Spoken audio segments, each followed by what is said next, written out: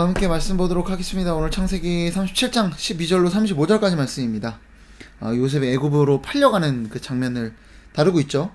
형들이 세겜에 가서 양떼를 치고 있었다고 합니다. 이에 대해서 이 야곱이 요셉을 불러다가 이 형들이 잘 있는지를 확인해 달라고 요청을 합니다.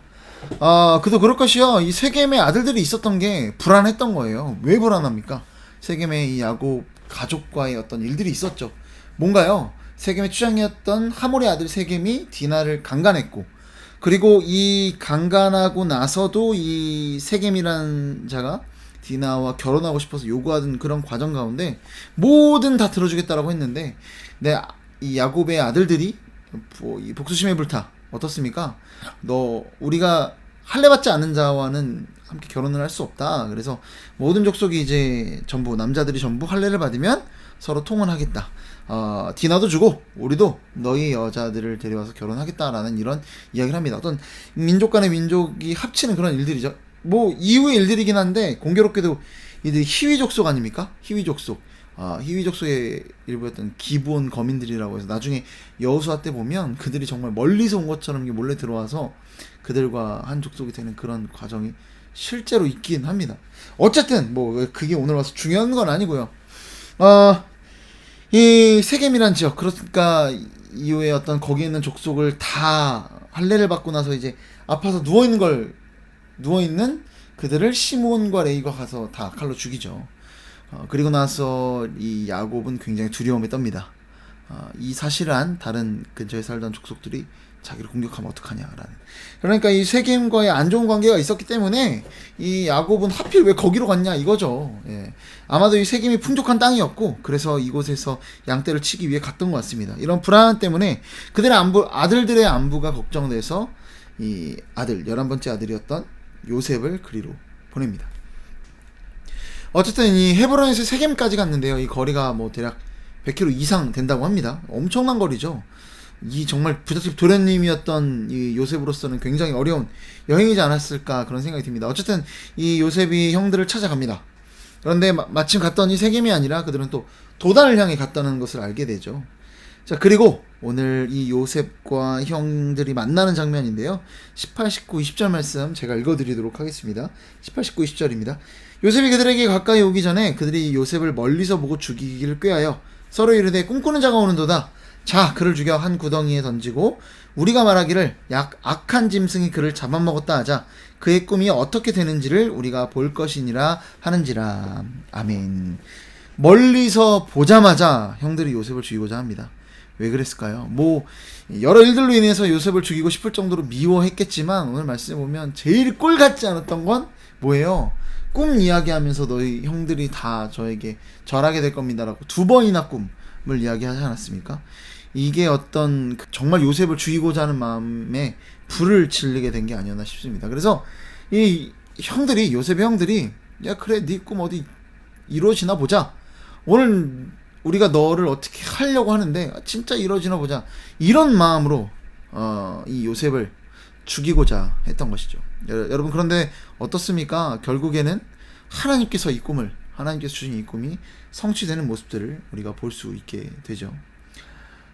그리고 아마도 멀리서도 알아봤다고 하잖아요. 요셉을 왜 알아봤을까요?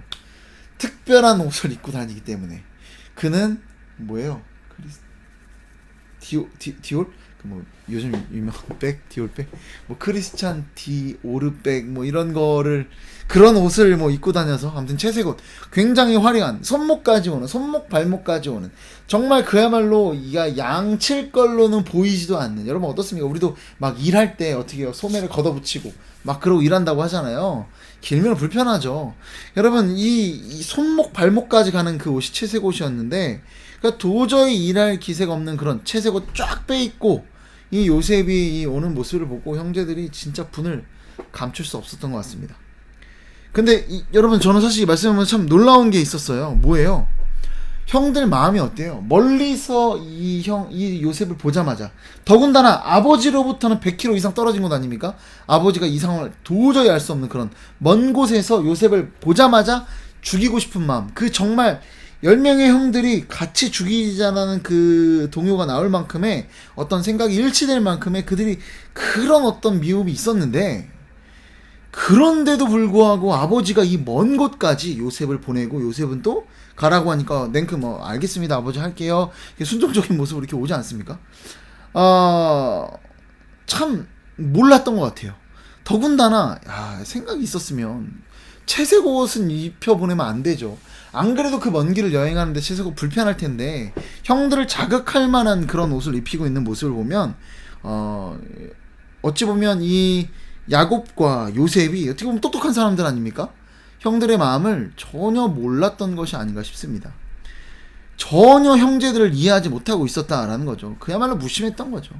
마치 디나가 강간을 당했음에도 불구하고 무정하게 아무 말도 하지 않았던 이 야곱의 모습처럼, 이 야곱과 요셉이 형제들을 향한, 이 아들들을 향한 그 마음이 전혀 막 메말라 있었다라는 것을 우리가 말씀을 통해 확인할 수 있습니다. 여러분, 그런데 그런 생각이 들죠. 막 다른 형제들이요, 야곱에 대해서 막 불만이 심각하고, 이제는 그 요셉에 대해서, 이 동생이었던 요셉은 막 죽이고 싶은 그런 마음인데, 요셉과 야곱은 이걸 전혀 모르고 막 천하태평이에요. 룰루랄라 막 이런 순수한 마음이에요. 여러분, 그런데 뭐 몰랐으니까 요셉이랑 야곱은 죄가 없는 거라고 우리가 이야기할 수 있을까요? 여러분, 그렇지 않더라는 겁니다. 여러분, 하나님의 말씀은요, 미워하지 말라가 아닙니다. 사랑하랍니다. 원수 사랑하라요.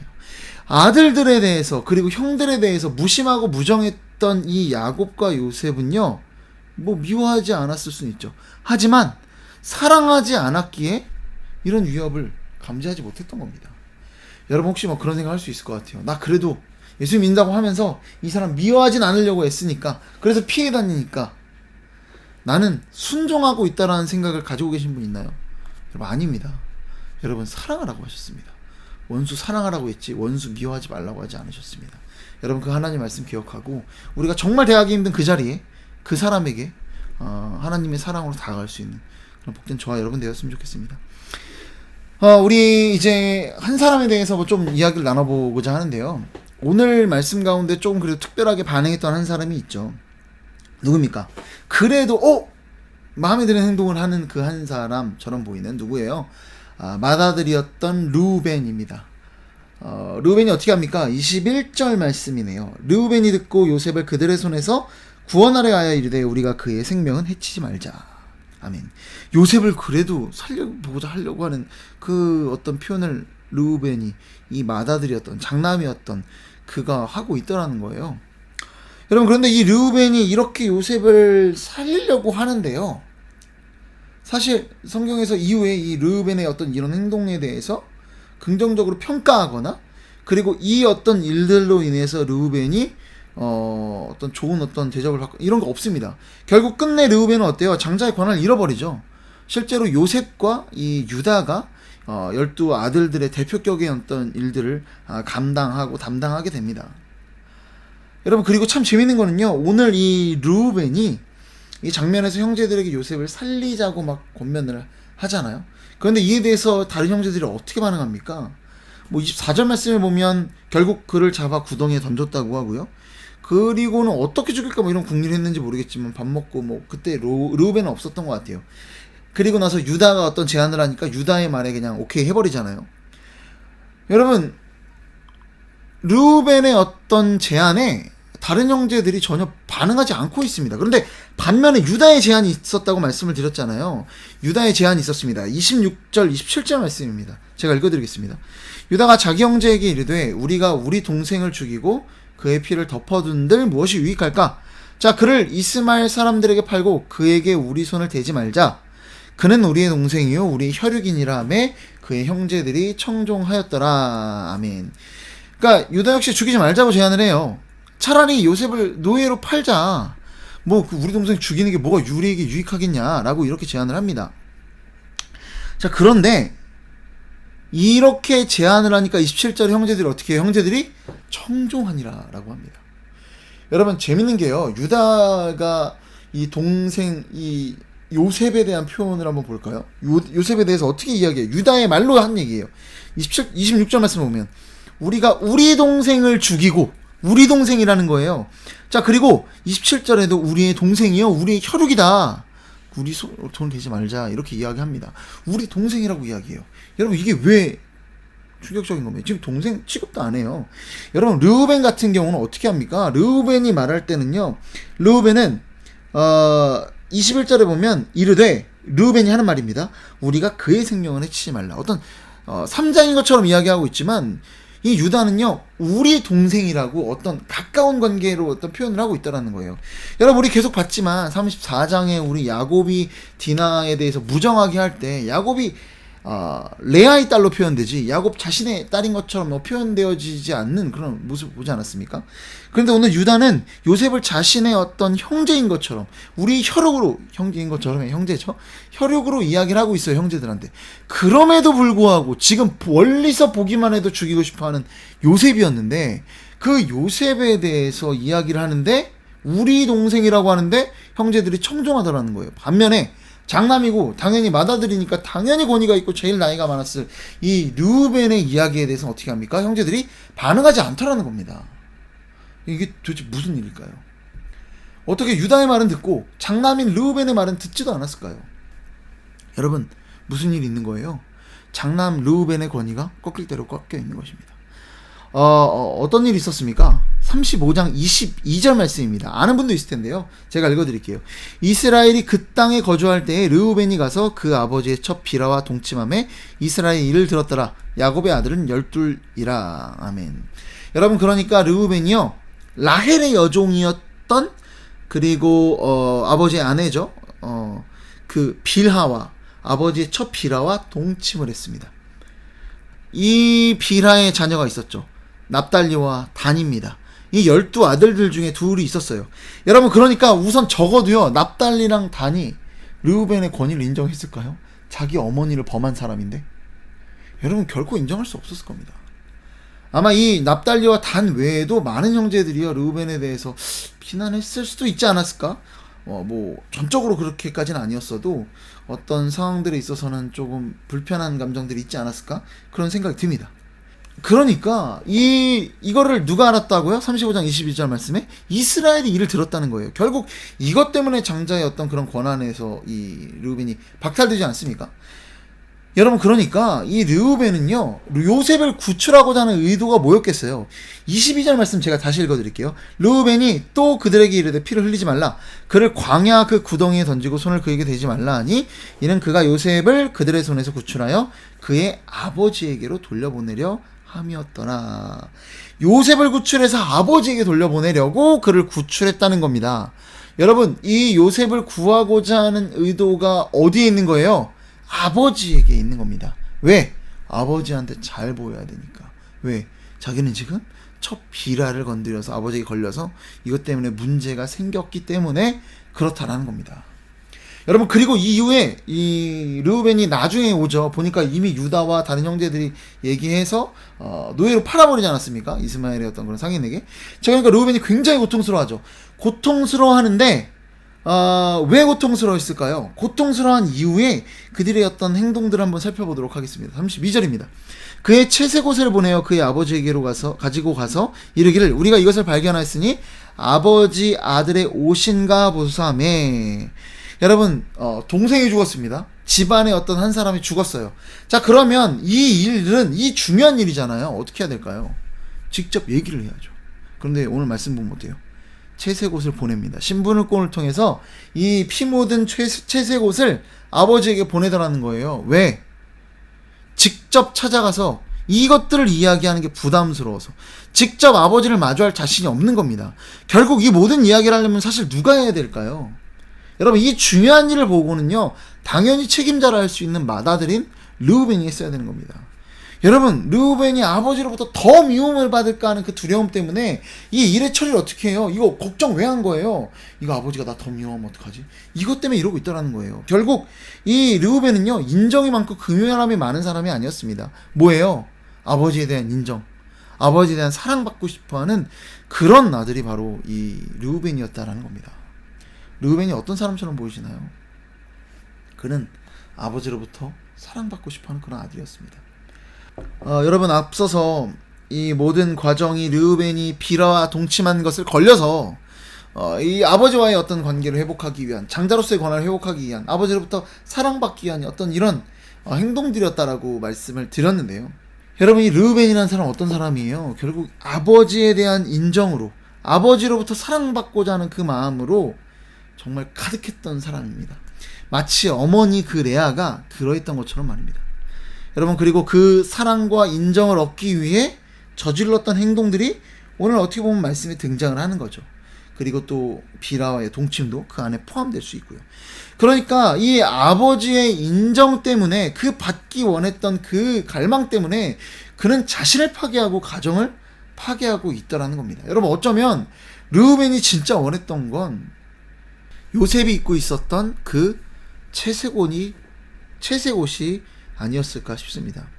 정말 아버지로부터 그토록 사랑받고 있었던 요셉이 되고자 하는 그런 장남의 마음이지 않았을까요? 당연히 항상 관심을 받을 수밖에 없고, 주목을 받을 수밖에 없고, 기대와 어떤 부담감으로 살아갔을 장남이에요. 12아들들 중에 장남이면 엄청난 거지 않습니까? 여러분, 그런 대표격을 띄워야 될 이 르우벤의 입장에서는 상대적으로 훨씬 더 사랑받고 있는, 마치 장자처럼 행동하고 있는, 이 특별한 옷을 지어서 입고 있는 이 요셉의 이 채색 옷이 그는 부러웠을 겁니다. 그가 요셉이 되고 싶어 했을지도 모르겠어요. 그래서 어찌 보면 이 요셉이 받고 있는 그 사랑 때문에 그 누구보다도 분노했던 것이 르우벤이 아니었을까 싶습니다. 여러분, 그러면 정작 그 채색 옷을 입고 있었던 요셉은 어땠나요? 여러분, 그런 일방적인 아버지의 편애를 받고 있었던 요셉은 뭐 좋았던가요? 큰어머니 레아로부터 이어져 오는 이 형들의 마음은 전혀 헤아리지 못하고, 또 뿐만 아니라 17살이면 당시 뭐 이미 어른입니다. 뭐 다 할 때예요. 자, 그런데 형들을 험담이나 하고, 또 조심스럽게 전하거나 혹은 아버지에게만 전해야 됐을 그 꿈 이야기를 신나가지고 떠들고 다니고 있진 않나. 이거 채색옷 부끄러운 줄 알아야지. 여러분, 생각이 있으면 그렇지 않습니까? 형들 앞에 갈 때는 채색옷 벗고 가야죠. 여러분, 근데 그렇지 않더라는 거예요. 여러분, 그런데 요셉 역시 이 채색옷이 벗겨지고 나서야 어떻습니까? 진정한 하나님의 사랑으로. 그러니까 아버지의 품으로부터 벗어나자 하나님의 품으로 들어가는 하나님의 사람으로 이렇게 거듭나는 그런 시간들이 이 요셉에게 허락되고 있다는 겁니다. 여러분, 그렇습니다. 오늘 이 르우벤이나 요셉이나 어떻습니까? 르우벤은 아버지의 인정과 사랑을 갈망했고요. 그리고 요셉은 아버지의 인정과 사랑을 받던 사람이었습니다.